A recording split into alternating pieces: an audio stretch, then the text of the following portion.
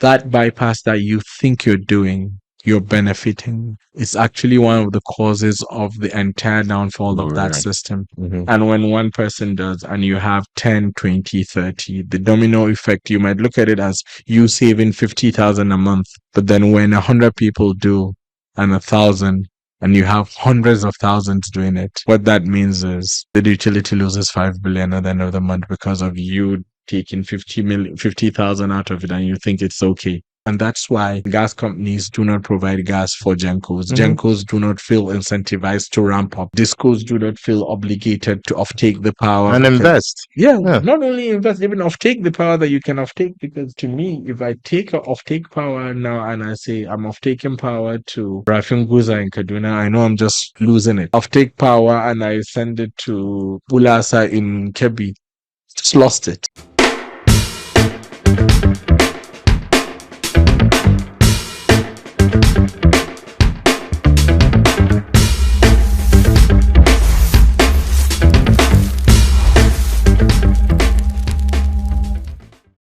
Celebrities and cameras, politicians and the media, discos and their customers love them, hate them, still can't do anything without them.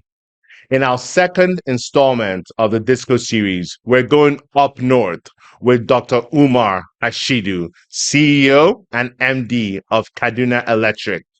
Nigeria's power problems are endemic. He's trying something different. If the grid won't work, then maybe the sun could be an option. This conversation is about realities of running a disco. I am Emeka Okpukpara. Welcome to Connecting the Dots. Dr. Umar, how are you? Fine, Emeka. Thank you for having me. It's really good to have you on set. I vividly remember the first time we met, 2016 or 2017, when you were still at Kano. Yeah. Kano DisCol. You've obviously moved around since then. But one thing remains unchanged in the power sector. The grid, as we know it, really is comprised of 60% consumption from residential customers. And you can't grow an economy with residences being the ones that are leading consumption. How did we get here, and how do we fix that? Well, the issue is we don't have industries, or the industries that we have are off grid or are providing power for themselves. So I'll give you 3 or 4 key examples. In my franchise area here, currently in Kaduna, you have Sokoto Cement. Sokoto Cement, yeah. Which is owned by BOA. So BOA Cement Company in Kalambina offtakes 70 megawatts. 70 megawatts. 70. And they're off grid completely. Can you imagine the revenue that's being left? So 70 megawatts will give you roughly, if you're looking at the 209 tariff, I think close to 7-8 billion a month. 8 billion naira a month. When you have 7 billion, what it does is it actually almost covers your market obligation. That's one. Your what? Market obligation. Oh, interesting. Okay. Yeah. So that's that. Then you have companies like Dangote, they're still off grid. And then you have quite a number of the large steel manufacturers that are bilateral customers, but even they are bilateral, they're on the grid. But then these are the key reasons. That's one. Number 2, you've had companies that are moribund. Currently, they don't exist anymore. And the fact that earlier, the model of Ikeja, of Kano, used to have industrial clusters. Now people cite industries where they have lands and rather than industrial clusters. So what that means is you don't have dedicated power grids to those areas. As such, you don't power them as effectively or as efficiently as possible. So they go off grid. So it's I wouldn't say a chicken and egg situation, but something like that. Is it that we provide the service before they get on the grid? Or is it that they should be situated in an area where the grid is easily or readily accessible to them? I'll give you another example in the disco that I worked with, which is in Kano. If you know Kano very well, Kano has industrial clusters, Sharat, and I guess I would say Tamburawa, and all those areas where you actually have industries. You will find out that there are dedicated feeders there, so the utility can actually maintain those lines, provide almost uninterrupted power to those areas. And with that, you'll be able to service the customers and service the needs. And I think the model that we need to work away from is how do we provide sustainable electricity to those companies? So the thing is, I cannot guarantee 24/7 power because something can, a disturbance can happen on the Mhm. grid. But what can I do to ensure that there is a stopgap that doesn't affect your machines? So if, for example, I have Indomie in Kaduna franchise, they're off grid. They're And off I'm grid. Oh yes, wow. and I'm having a conversation with them that I want to put an AVR, an automatic voltage regulator. I want to put a UPS, which is the uninterrupted power supply, so a battery, Mhm. and then they can have their generators. So what happens is if the grid is off, so the AVS guarantees that the voltage is stable, so there's no fluctuation. Mhm. So the Mhm. machine is agnostic. If there is a power cut, what it happens is the AVS providing from the battery provides the same power. So the machines are agnostic, and then the generator or the backup power The can backup. actually kick in. Mhm. And then if you look at it, that will mean they can be running on the grid and have an off-grid backup solution that is okay. So I think now these are the models that we're thinking. So I would rather invest another 3, 4, 500 million naira onto the AVS and other things to ensure that that customer is back on my grid and things like that. So those are the kind of things that we're doing, as well as having dedicated industrial feeders and things along that line. I mean, I believe we can grow that number. It's growing, but fundamentally is there needs to be a policy shift and policy shift even around pricing as well Mm. to be competitive because the pricing for some of the industrial customers, you'll see that we're giving them discounts, whether it's 5 naira discount or if it's a 10 naira discount, to just woo them and entice them, even though um the grid is still cheaper than the alternative sources that they do. And that's a good point because most places that I've looked that we've studied, um, in I wouldn't even say most similar places, even like very advanced countries like the US and the UK as the examples, they give subsidies to their industrial and commercial clusters because those guys create jobs, they keep the economy running and things of that nature. Whereas the approach here has always been their tariff should be higher because they're making more money. Yep. That's what you're talking about a policy, changing the policy for that. Is that correct? Yes, that is. But then when you look at it, if you do that, the flip side is the residential customers, the purchasing power of Nigerians is low as well. So then there needs to be a balance. I think the balance is we just need to produce more. And then how do we reduce the cost of generation and other things? And I think the government policies should center around what we can control, which is the gas pricing, Mm-hmm. which is because currently most of the gas that we're using is from associated gas. So I think if you take Saplat and one or two companies, most of the gas comes as an add-on from the drilling of oil rather than a dedicated gas field that we are getting gas from. So if we could do most of that and say, for example, there could be a government policy that says we'll give you an OML mining license for oil, but then simultaneously you will have some which is a gas field that you must develop, and 60 or 70% of it must be to gas to power, Mhm, mhm, mhm, locally, naira denominated, things mhm, along that line. Yes, it's difficult, but I think we're seeing a shift even in the oil industry in Nigeria with the passing of the PIA. We have local companies now. You can see as a lot of local oil companies buying the divestment of IOCs and now being in charge. So I think we can talk to our local investors to say these are the things that yes we need to do for Nigeria, just like Dangote refinery, you know, has done to the local economy. We need oil and gas companies to do something around the gas price and around the gas infrastructure to make sure that there is gas readily available to power for generating sure. companies, and then the government can consider the subsidy along that line. So is it giving them tax breaks?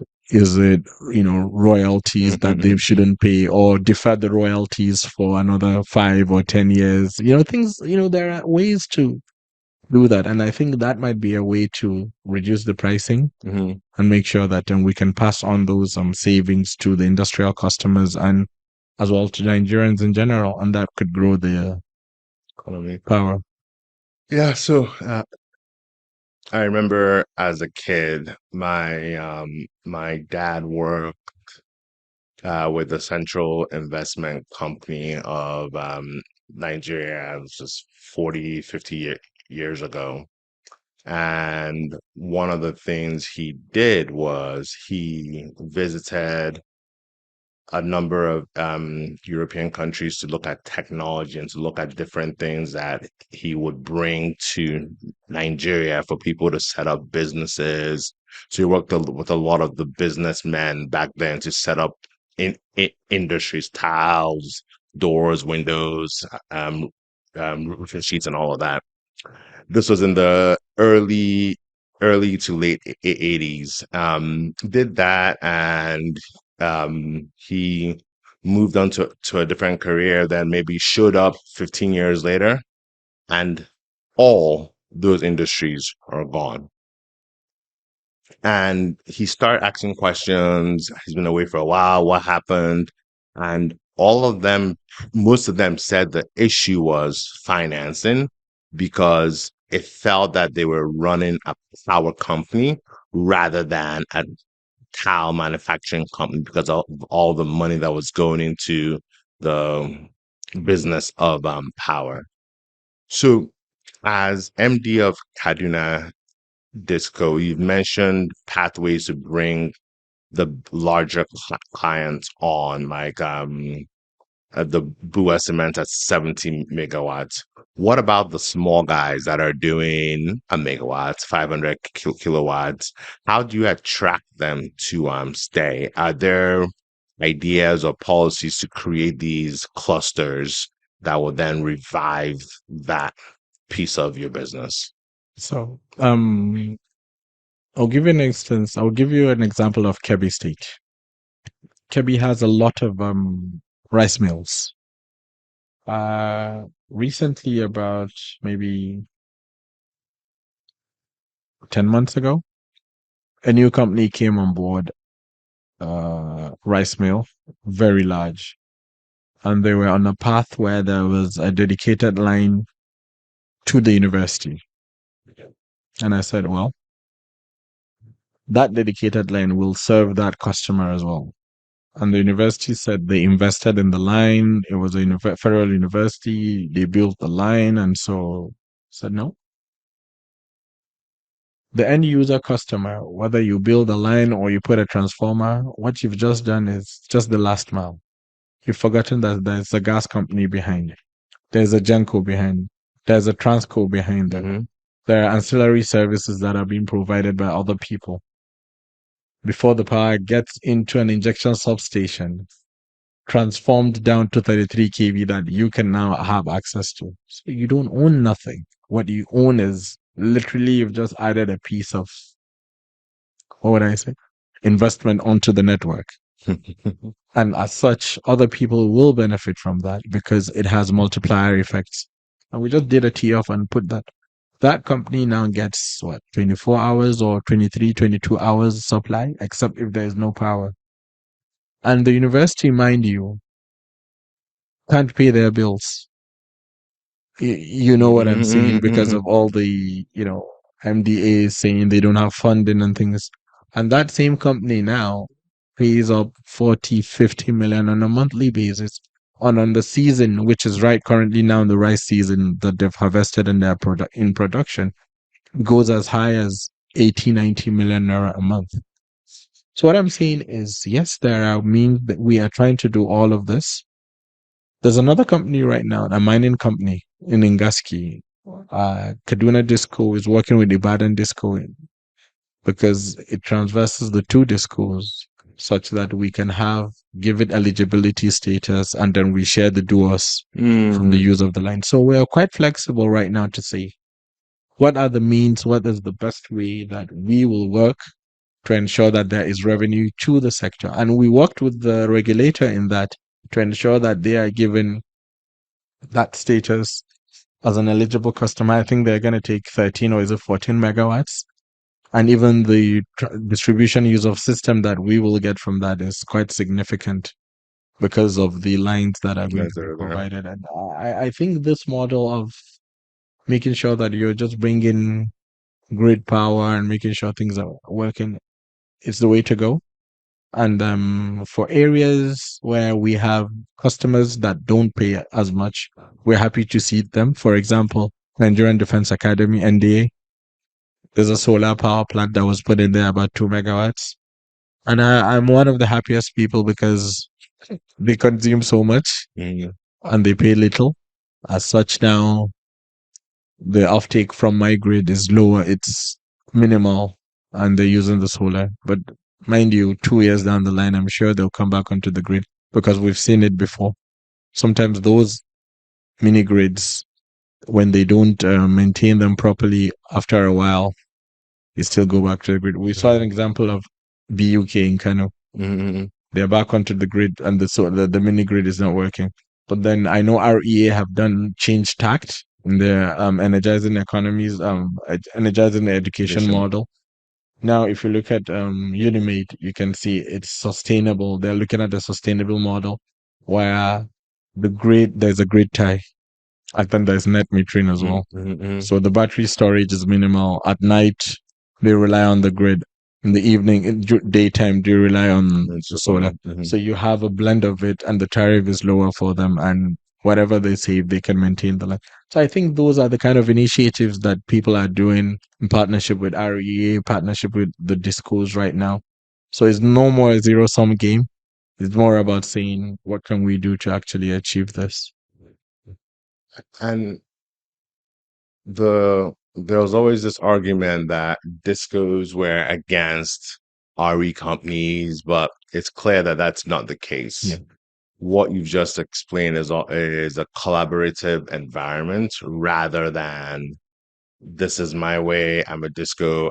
You're infringing on my space. Yeah.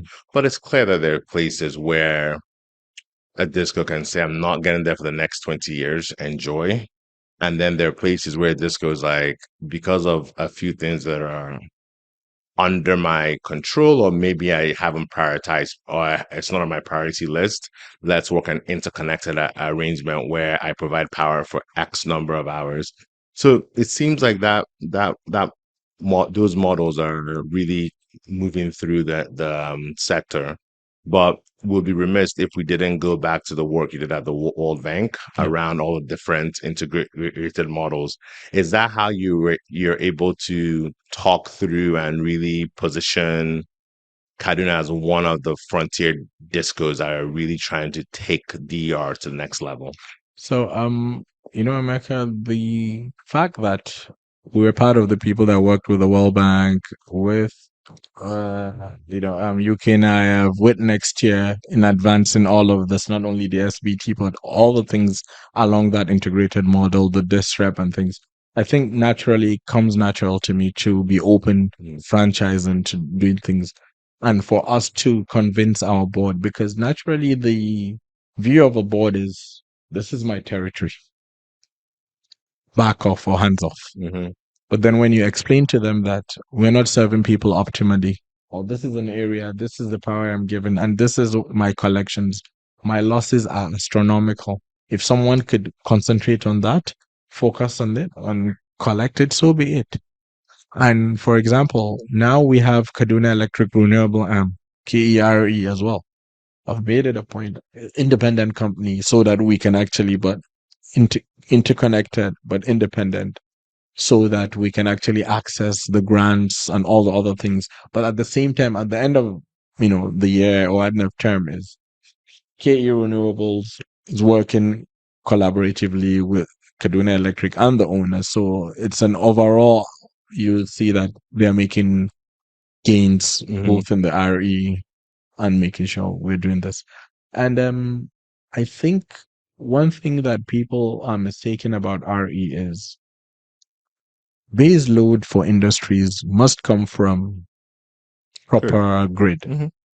So when we understand that, we know that RE would come in to supplement and to actually make sure that all the other things that are peripheral, whether it's lighting to industries, whether it's making sure that it just provides a stopgap for, when there is a grid glitch, whether it's to make sure that some of those areas where governments or other people can actually come in and put up an intervention, and those areas are not heavy users, all they need is lighting, maybe a bit of a fan here and there, then why not? Mhm. Uh, the thing I dislike the most is to cut off power from a hospital. I've never done that since I got to Kaduna. And I'll tell you, so the premier hospital in northwest Nigeria is Ahmadu Bello University Teaching Hospitals area. Mhm. The bill is roughly around 60, 70 million a month. Mhm. Since I got in, the highest they've been paying me is about 20, 25 million. Wow. So per annum, I have a shortfall of 500 million or more. But I ask myself this question. If you cut off the light of ATBU, what do you call it? Ahmadu Bello University Teaching Hospital, Shika, the amount of lives that will be lost, the amount of babies or samples or things in the lab. And then you ask it, I mean, There's no we're here. point. Yeah. It doesn't make sense as a nation to do this to one of your premier institutions. We would rather carry the burden of saying, okay, yes, it's a shortfall. We've not made a payment. And because it's still the grid, we're not disconnected yet. I know NISO wants to disconnect us when you don't make payments, or they want to draw back on your, what do you call it, on your bank guarantees Mhm. and everything. But at least you could come up and say that the reason why I have this amount of shortfall is specific to Because of this this need. Yeah. and this need. And I think as Nigerians, we all look at it and say, reasonably, this is fair. I mean, Mhm. and these are losses that we should be able to take on and have a solution via government or any other thing that the government could pay back through an intervention or anything like that. And just to even push that point further is a hospital, most hospitals abroad are set up as non-for-profits, Yeah, right? yeah, Not-for-profit.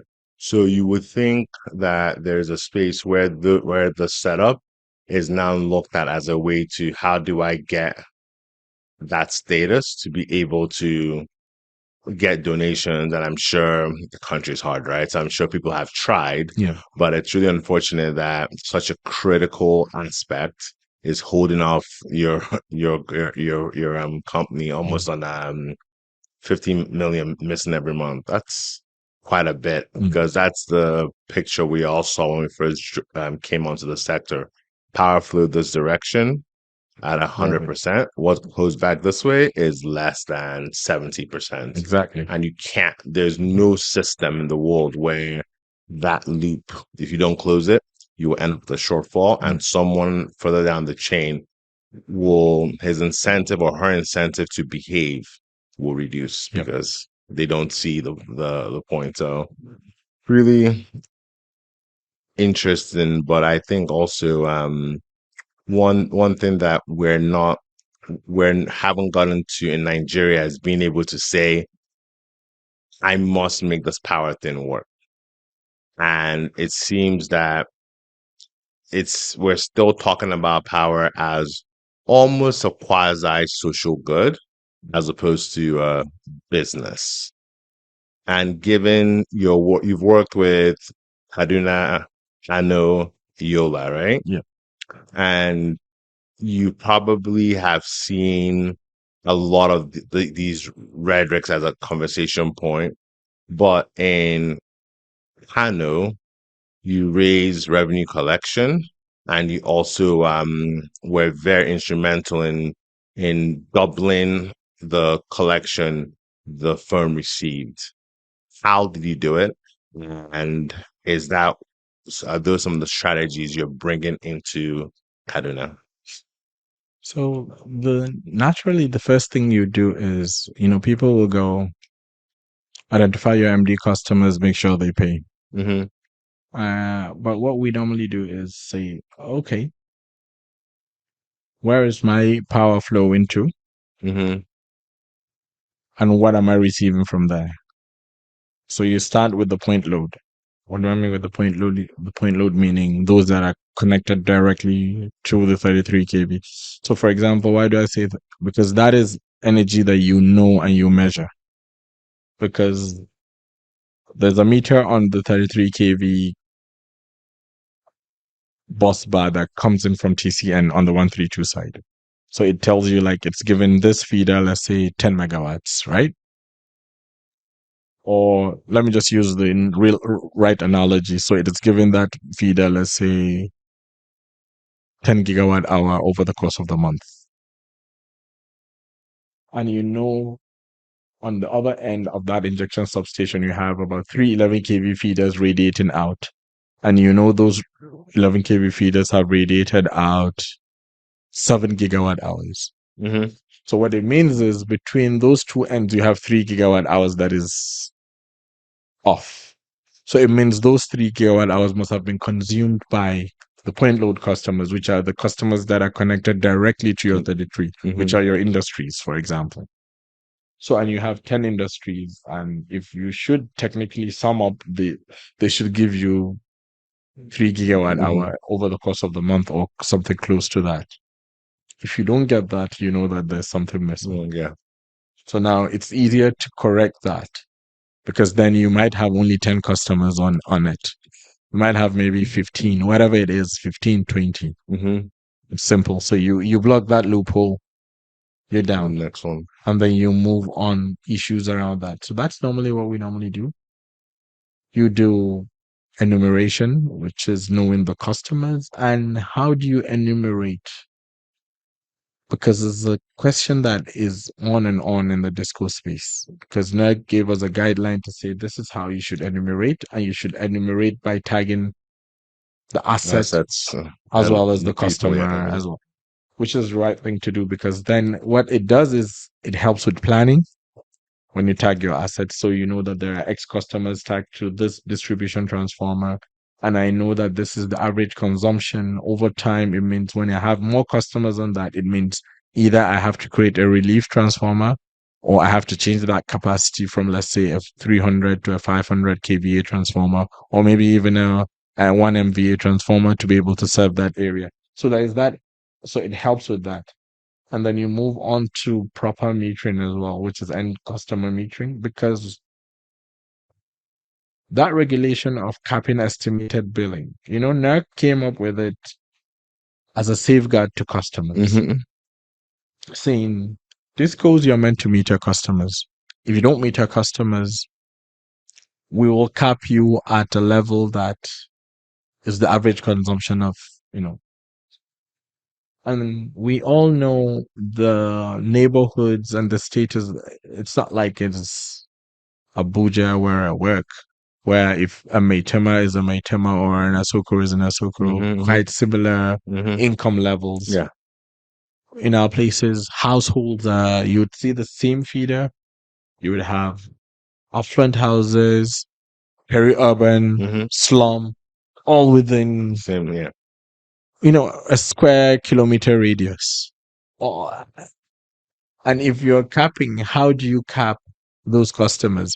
So you'll see the same guy that consumes, let's say, you know, 1,000 kilowatt hours a month is capped at 100 kilowatt hours a month because the households around that area Or consumption is around that. So there's that as well. So you need to meter properly to ensure that that person pays his own share, which is about 1,000, even though it's an outlier. Even if you have one or two amongst 3,000 customers, what it does is it still comes down to the average of the same 100. And when people are not metered, they tend to consume more. yeah. And there's no energy conservation. People don't care what they do and things like that. So that's another way of improving revenue. And lastly, sometimes there's use of technology, making sure that whatever we're doing, and even motivating staff. The little that you do to staff helps a lot. And that's probably why you gave everyone a raise. Yes, there was a 10% raise in the beginning on non-taxable. And, people were saying, your performance isn't too well. Why are you giving it? I was like, yes, the performance isn't well. We need to understand the root causes, and there's the human element as well. And what should we do? We need to provide that. So that's one of the incentives, but at the same time, holding them accountable as well, making sure there's performance measurement, performance matrices, KPIs, and things along that line that are measured, and we review them on a monthly basis. And over the course of a year, people get put on performance improvement plan when they are not a lot. I mean, we've let people go. We've done things around moving people around, and at the same time, I mean, even the top management team, you could see movement around that as well. Some moving to other discos because of their performance being great. Some we poaching from other places. And at the same time, it's the same, people, but it actually gives you, what would I say, that oomph that people perform better. And I think the issue with performance really boils down to people will perform if they're expected to. At least my original prism. That's how I thought about it. People will perform if you lay down. You should perform this or this way. But then earlier this year, one of the books I read, the author pretty much said people will do people will do not what you expect, but what you inspect, which totally changes the point of view that at the end of the day, people want to do the right thing, most people. But if you haven't gotten down to inspect it, that then becomes I'll tell you this. It's a simple fact that every month we do the MPR, and now you see every month NERC publishes a KPI list. And now my directors, I've made it a point whenever I see it, I just forward it to the directors group on WhatsApp and say, guys, this is this month's numbers from NERC. Look at it vis-a-vis last month, vis-a-vis. And then you would see, so I said, okay, can we take a look at January to date? Look at what is happening. And with that now, before I came in, I had a meeting with my chairman. And he goes, what number will move me from red to amber? What number will move me from amber to green? And that's the psychology about what gets measured, because he's seen Ikeja in green, he's seen that in green, and he's not seen us in green, and he's seen only about 3 discos in red and 2 in amber, and the remaining are green. And he's asking, you don't have 5 heads. yes, exactly, what's going on? And I keep on saying, okay. And then there's that element of investment as well, America, which this is a sector that needs a lot of investment quickly as well. And heavy investments. I mean, when you talk about, when people, to just give you a quantum, we have 13,000 transformers within our network. Public. 13,000. Yes, public. And recently, between ourselves, one state government and another, they provided us with, I think, additional 150 transformers. Okay. The value of just 150, of that transformer is in the region, depending on the size, because Your 500 will be different from your 1 MVA. Your Mm-hmm. 1 MVA must be different. You're looking nothing north of 2.5, 3 billion or 3 point something billion Wow. for just 150 transformers. Yes, that Hmm. is the market cost of it. Direct market cost. So then, Uh, and if I have a failure rate of, let's say, 1% out of 13,000. So 1% out of 13,000 is 130, right? Yes. yes. Mm-hmm. So if I have 1% failure rate in a month and I want to replace that 1%, or let's say 1% in a quarter, let me just put it even. So it means Kaduna Electric needs to invest nothing less than 3 billion to just replace just 1% failure rate in a quarter. That's impossible. Yeah. Just to try to give you the quantum just for transformers. Let's not talk about lines. Let's not talk about meters. Let's not talk about other things, and the technology around it. But it seems like you guys are really also quite ahead of the game when it comes to metering because you've been very deliberate. Obviously, I've got insider information, right? The stuff you guys are trying to do with Steam and really trying to bring them on. Yep. So it seems like metering is very important to the team.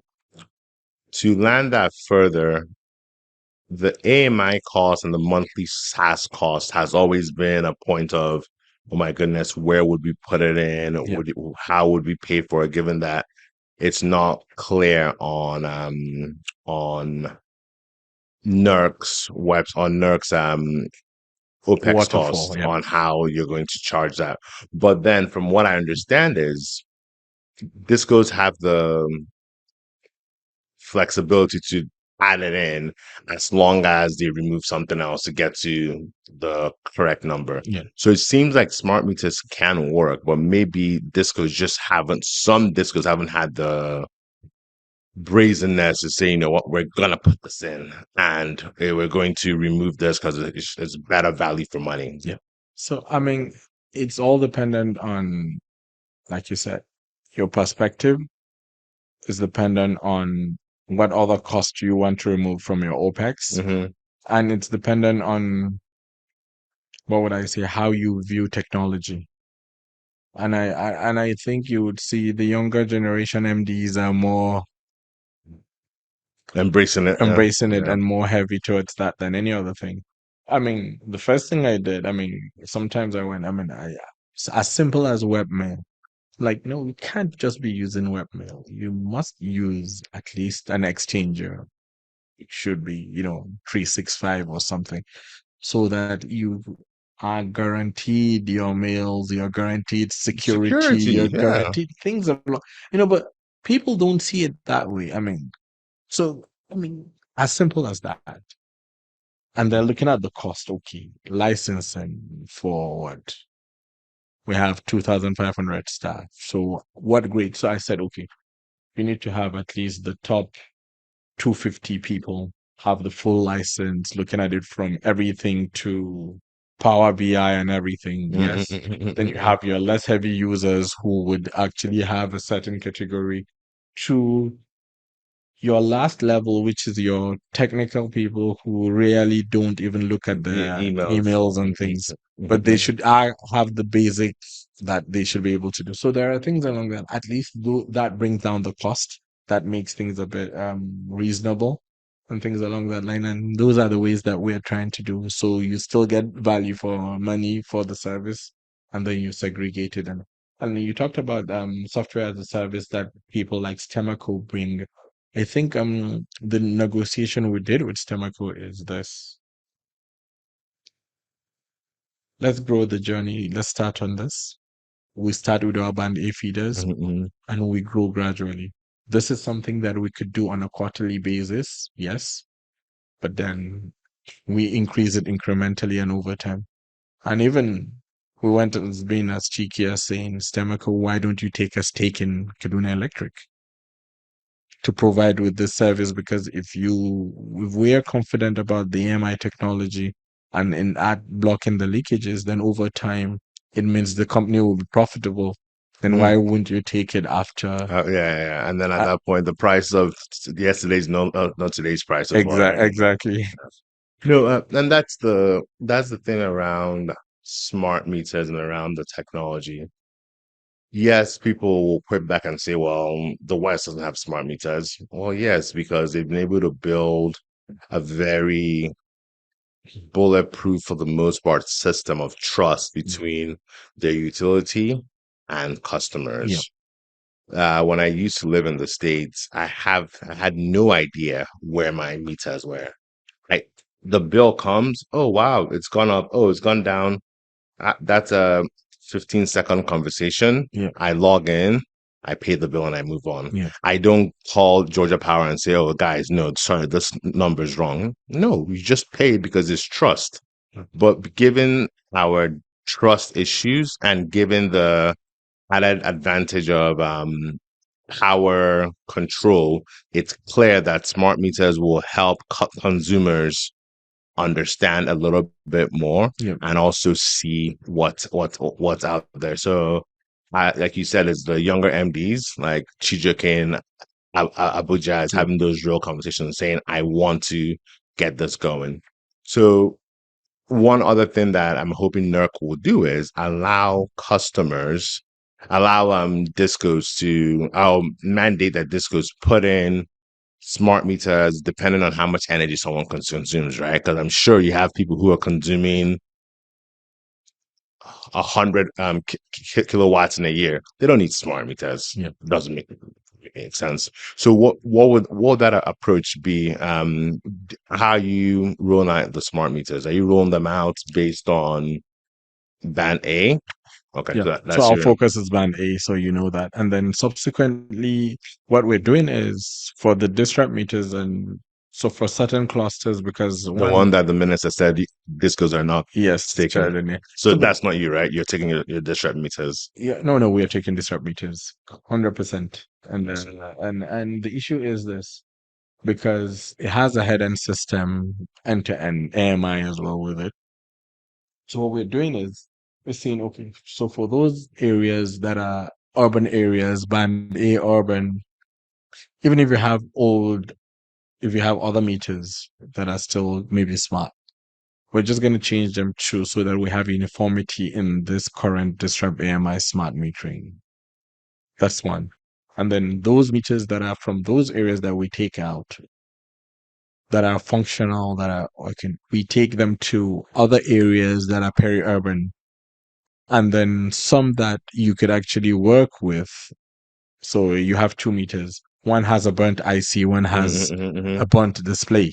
So you mm-hmm. can take the display on this and put it on the IC, the one with the good IC, and you have a working 1 meter instead of two. And Mm. then you can put them in your rural areas along that line. So there are conversations around that, conversations around energy counters, because some places Yes, all it precisely. requires Yeah, is you energy don't need counters. these very Exactly. sophisticated. So yes, to just say this is what you've consumed and this is what you should pay. And I think in the long run, we would get there, because currently you could see from what we're doing is the revenue protection units now goes to people's houses, and they're targeted because the AMI has flagged that there is an issue. In fact, when it flags it, it actually tells you, is it the blue face, is it the yellow face, or is it the red face? And it will tell you the time that that anomaly was Was done. discovered. Yeah. And that allows you to be able to calculate your loss of revenue backwards from As that opposed to the time. 6 months they used to do, that's Exactly. So very arbitrary and arbitrary. everything, but you could actually see, or you could see that someone has done something.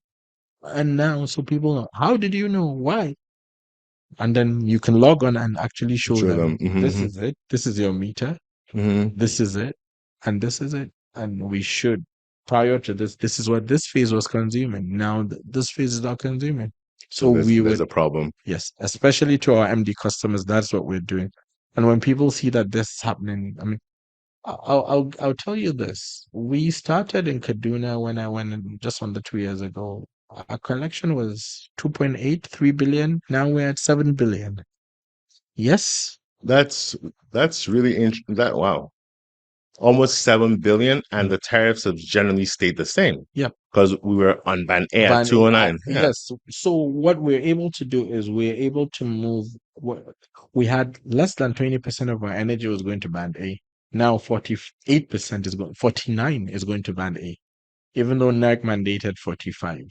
So the more you get to higher band A's, the more you're able to recover more. So that's one Mhm, aspect. mhm, So we moved from that 18-20% earlier to now 45%. So for the same kilowatt hour, you're getting more for that, more value for that. So that's one.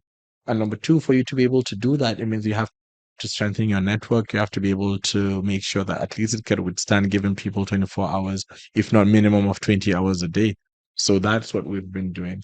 And making sure that you have dedicated patrol teams and things that if there is a fault, at least that can be rectified as soon mhm. as possible.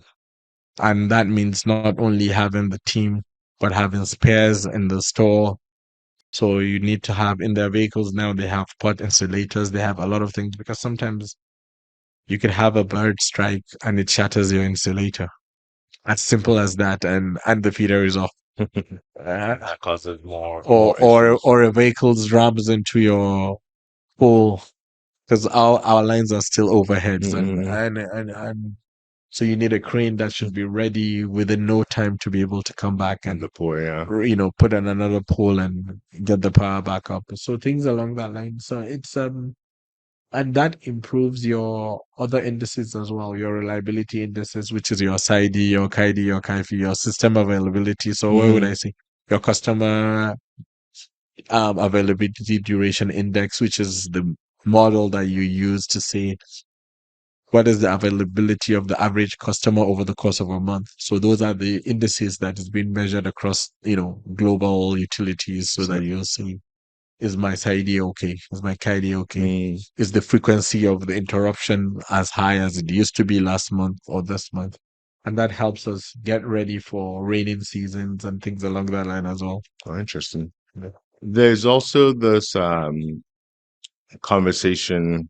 Well, energy transitions. What was a big conversation point 3, 4 years ago, and it's still around. So even so much so that NERC really started putting embedded Mm. clauses into the Yeah. DisCol agreements, and then said a percentage of it must be renewable to feed into the energy transition Yeah. conversation. Yeah. But it seems like Kaduna has taken a step further by really working through this 100 megawatt solar plant you're looking to put on grid and put into this network. Now, the biggest challenge from the 14 solar IPPs was finance, but also grid stability or Yeah. instability, to be more frank.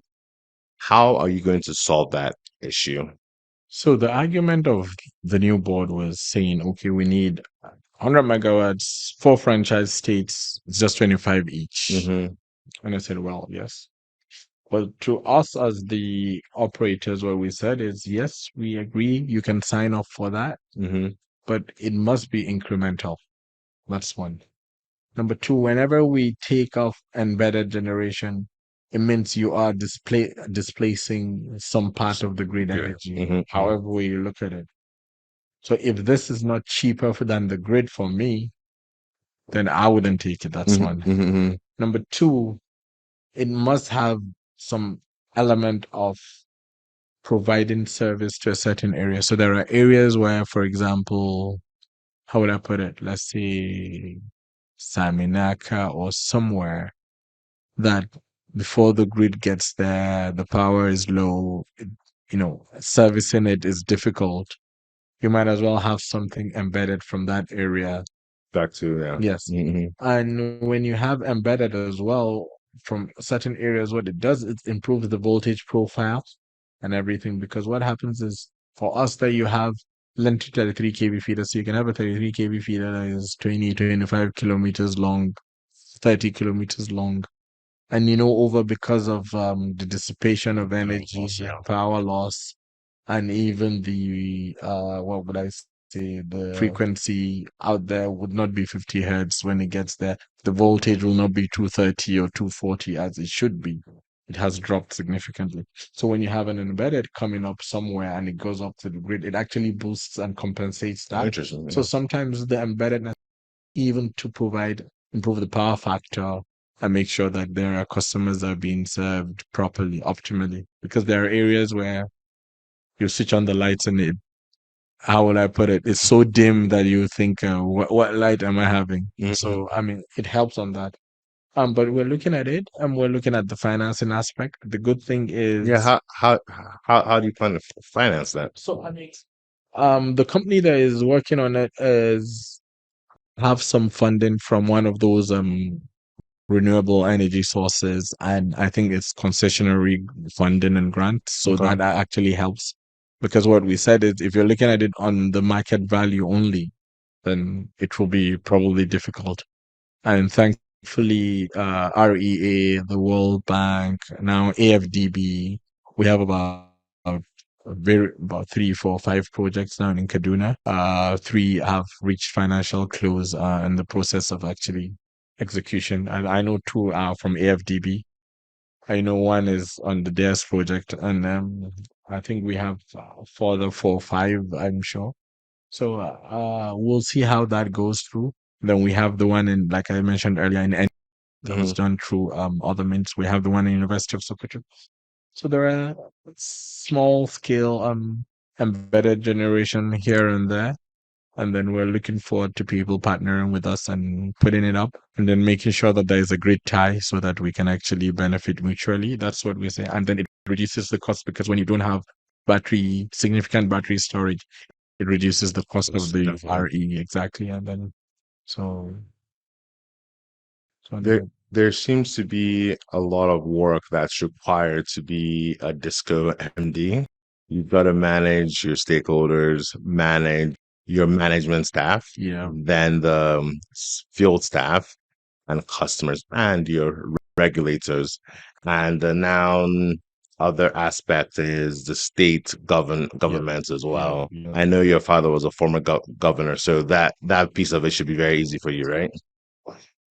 What has that got to do? I mean, In a sense literally. of you've been in those rooms where conversations are had, because given that a lot of these states want to leave the network, but you're like, wait, So actually, what it does, you have name recognition, so it helps, honestly. So whenever you go, it breaks the ice. mhm. So you go in to see a governor, and he goes, "Ah, my younger brother." So automatically, that is 30 or 40% of your work done. Precisely. So now you can get personal and say, "I'm asking a favor. Can we have this and that?" Because what I'm sure is happening is a lot of people are going to these governors and pitching them, get out of the system, create your own markets, you have power. Yeah. That's not the case. Lagos started this journey 5, 6 years ago, and they just disbanded their former council. They Yeah. created another one, and they're not as far as required. And think about how small Lagos is Yes. and how progressive it is, and they're still having these issues. So the state markets, I think it's great, but it's really only a select few states, in my opinion, would be able to really push through, at least in this first instance. Yeah. Is that kind of what you're seeing in your end as well? Yeah. So the states are quite cautious currently, and thankfully and rightfully so. If you look at, none of the states in my franchise area have gone. None? None. Really? All 4 are still in. Interesting. And the reason is, like I said, this conversation that we can sit down with them and candidly give them our own opinion and say, okay, we need to put A, B, C, D in place first before you think of it. It's easy for you to say, I mean, I've set up a regulatory body, I've done, come to NERC and say, Give me that. yeah, Give me a letter. Let me go. let me go. But have you thought of the tariff shortfall? Have you thought of, if you do that, how you would actually do that?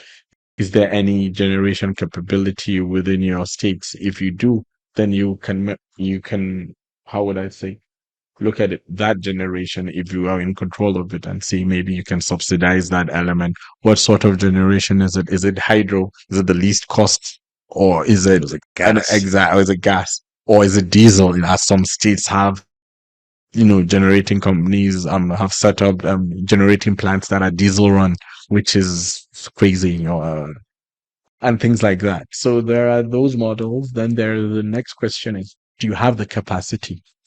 And then because we are interconnected, meaning the 330 is in Kaduna, what you have in Zamfara is a 132 substation. So basically what it means is you're reliant on Kaduna to get power to there. Do you want a totally different regulatory environment, or should we work collaboratively such that, and in the same franchise area anyway, served by the same disco? So can you have synergy and a symbiotic regulation such that what is obtainable in Zamfara is not markedly different from what is in Kaduna, neither in Kebbi or Sokoto? And because of the homogeneity of almost the people and the place, why don't we have a similar kind of Okay. regulation and market? And amongst the four of you as a state, as a pool, you could actually subsidize if you so wish more effectively, because you're pulling resources across four states than one.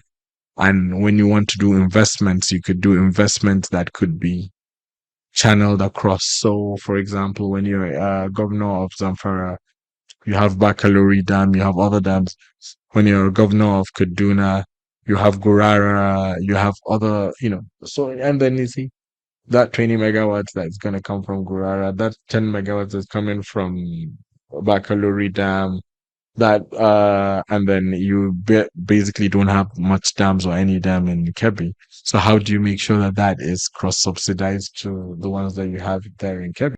Or you have Rimawa Basin, how do you make sure that, okay, my basin, we're going to use most of the dams water for irrigation, but then you will use some of your dams water for power generation, things like that. And I think that is the argument that we've made.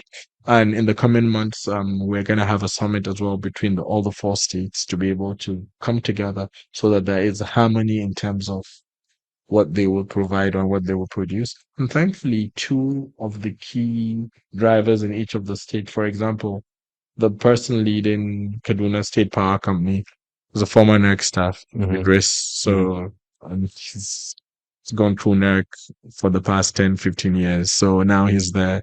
So he's been quite helpful since he knows the regulation. Definitely. The one in Zamfara too is the same thing. Muzammil, young chap as well, has been on top of things. He knows that.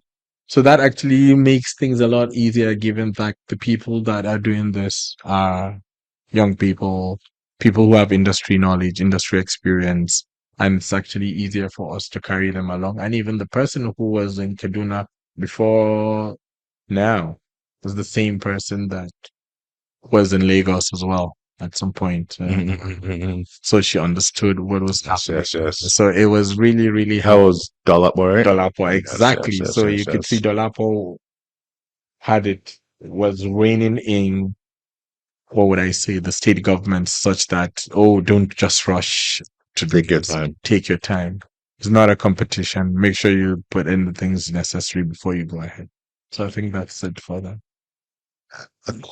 Coordination at that level is so important. So hats off to you guys for the efforts.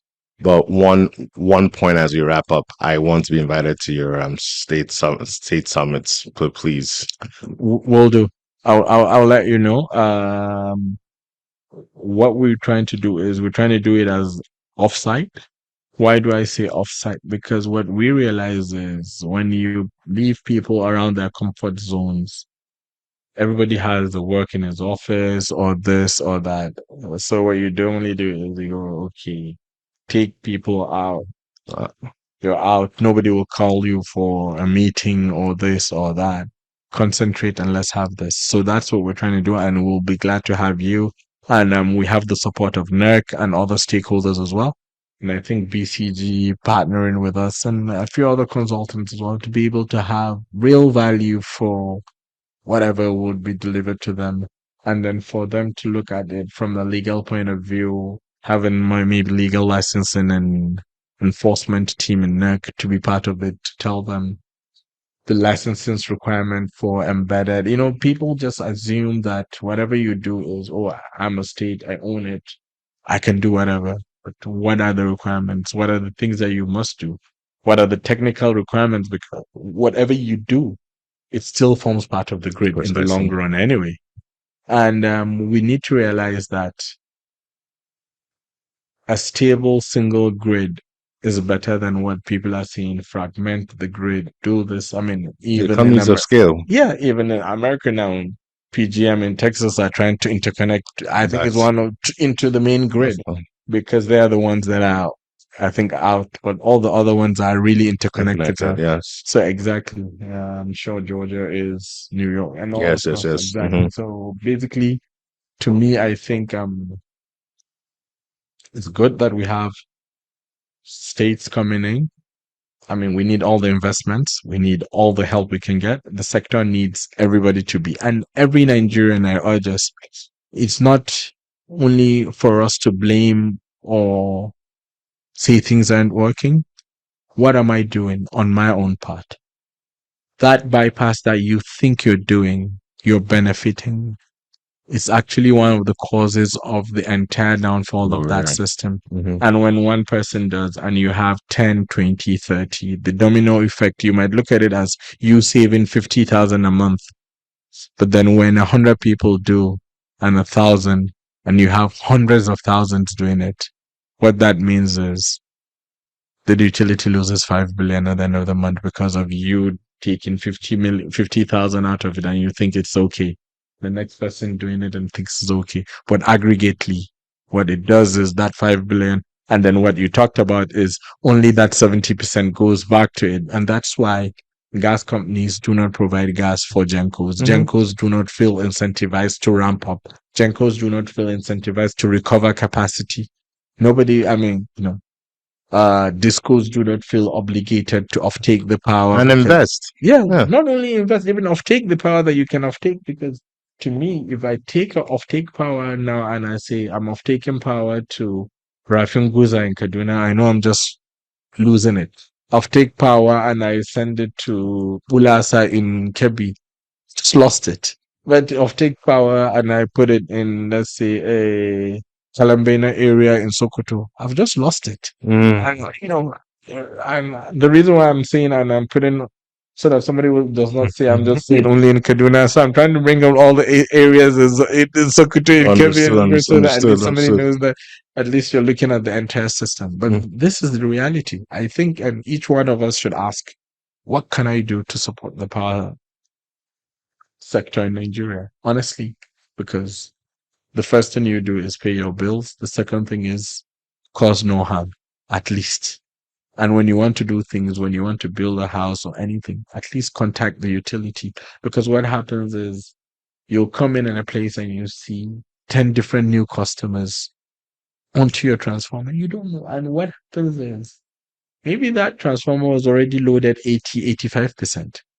Or maybe the transformer is only 50% loaded, but there's only one because the transformer has three uprisers. And one of the uprisers might be overloaded. You still can still provide that transformer can still work because you can load balance it. But people load only one of the uprisers because they don't talk to us. And over time, what happens is the transformer packs up, not because of that, but because you only overloaded one of the phases. Jesus. And then likewise, you still have challenges with the quality of supply because you're overloading one instead of it being balanced. If you don't call us, the utility, what they'll do is they'll just connect you to the nearest line that they see and continue. So Go. these are some of the challenges that we face.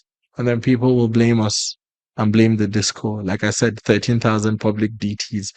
And then people vandalize them, people take. The last thing I would want to say is about health and safety. There was a time when World Bank and other people put up the HDVS, the high Mm-hmm. voltage transformers from the 33 to just get it to people. In some areas, people were stealing the copper earthen wires. And I mean, as a utility, I don't know. Sometimes so because that earthen wire is meant to ground any surge that comes. That's one.